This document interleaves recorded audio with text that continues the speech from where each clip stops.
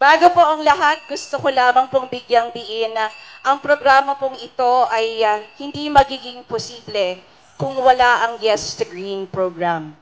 Alam niyo po what I have realized up to now sa ilang Paskong nagdaan. Christmas in Binangonan will always be close to our hearts.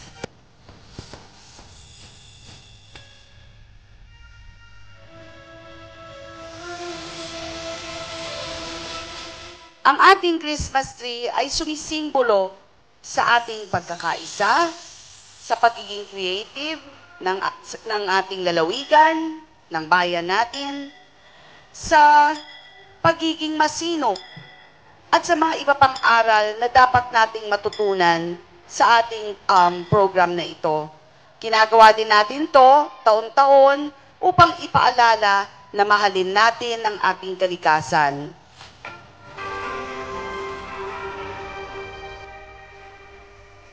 Kapag minamahal ka, lalo mong mamahaling pabalik.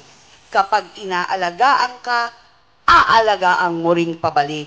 Tayo ay inaalagaan at pinoprotektahan ng inang kalikasan, kaya't pwede ba, palambing, alagaan din po natin ang ating kalikasan.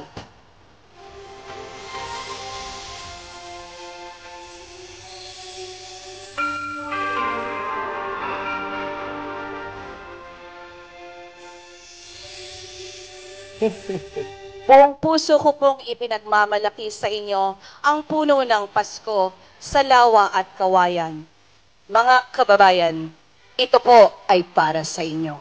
Sana po ay mapasaya po namin kayo sa puno ng Pasko dito sa Binangonan. 10, 9, 8, 7, 6, 5, 4, 3, 2, 1!